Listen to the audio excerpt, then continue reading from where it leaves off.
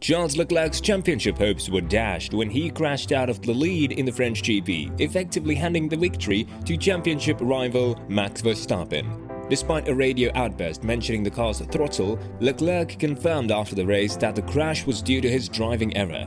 His radio message sparked speculation that his Ferrari had experienced similar problems that threatened to derail his Austrian GP victory. After the race, Ferrari team principal Binotto explained that Leclerc's issues was a lack of torque to reverse out of the barrier. As far as I know, there was no issue with the throttle itself, nothing to do with Austria. What happened is a genuine mistake of Charles, which we have seen that these things may happen. They don't take away from how good he is as a driver, but it was a genuine mistake. What you heard on the radio was about when he was in reverse gear and trying to get out from the barriers.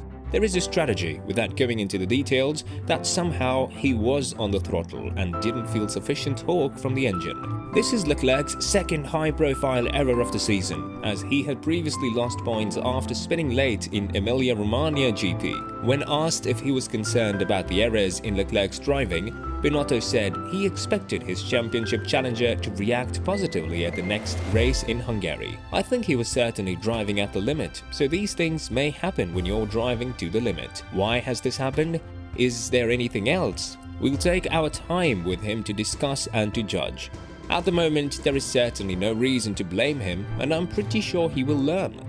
We have already seen that Charles reacts very strongly when he's made a mistake, and I'm pretty sure that it will be back stronger in Hungary. Carlos Sainz, the other Ferrari driver, had a different story.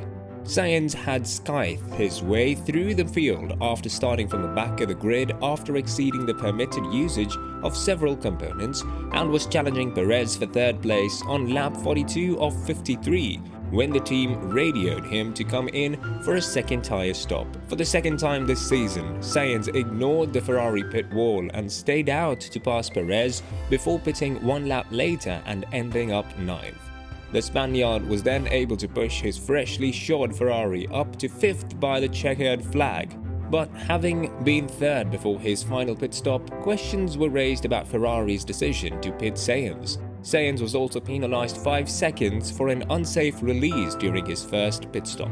However, Sainz defended his team's actions, claiming that Ferrari's strategy decisions were sometimes criticized more harshly than those of other teams. I think the team has done a very good job. I still believe at Ferrari, we get super criticized for things that other teams might also be going through in their pit stop windows. Every time there is a tricky moment in strategy, we are discussing things, but we're not a disaster like people seem to say we are. We like to discuss things, we're open to them. Yes, I was in the middle of an overtake, but the team believed that was the right lap to stop and come back through the field. Sainz went on to say that, while he thought it was preferable to stay out on worn tyres, he trusted his team to make the right decisions from the pit wall. I believed at the time it was maybe better to risk it and stay out and see what happened with the tyres, even if it was a medium tyre on the limit of the life. But I had just made it to P3 and I said, if I make these tyres last, maybe I can finish on the podium, but we'll never know. The team has a lot more data on the computer, they have a lot more numbers to go through, and if they took that decision, I'm 100% convinced that they did it with the best of intentions. We need to keep progressing, we need to analyze everything and see how we can be better, and I'm convinced the team is doing a good job. Sainz added that, while he believed a podium finish was possible, it would have been impossible for him to overtake eventual winner Max Verstappen after starting from the back of the grid. A podium position, I think, with a perfect race, we could have made it. The win? I think Max was pretty fast and perfect out there, so starting last, it's not like we could beat Max.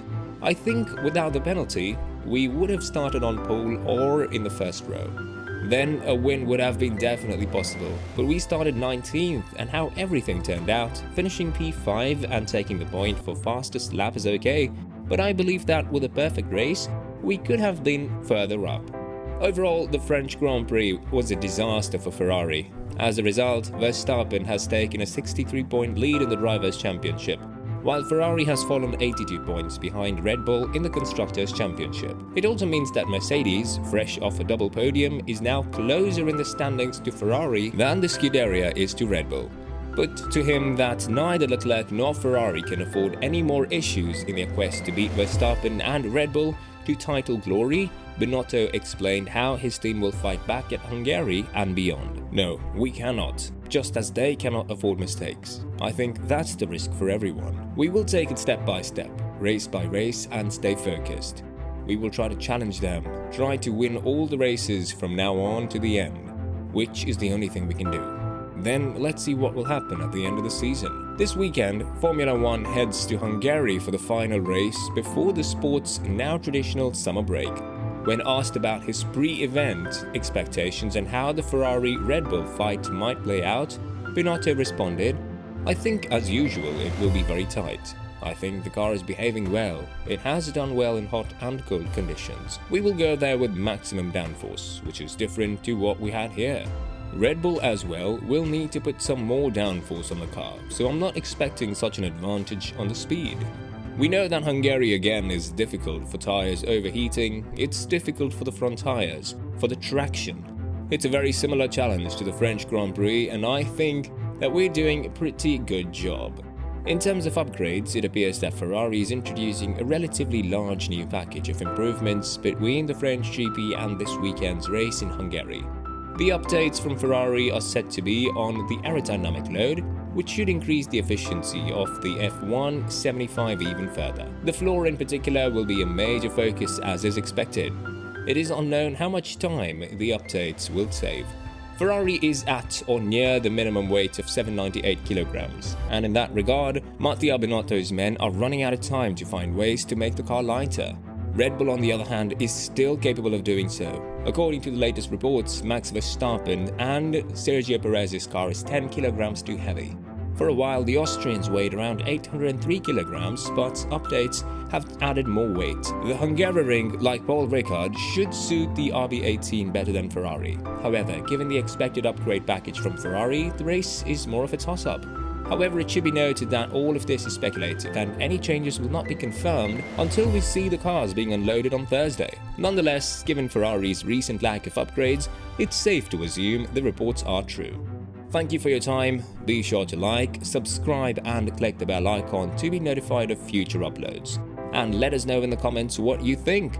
Do you think Ferrari will be able to finally break their streak of bad luck, or do you see Max Verstappen running away with this championship? On the topic of Ferrari's strategy, do you agree with Carlos Sainz that they are being judged more harshly than others?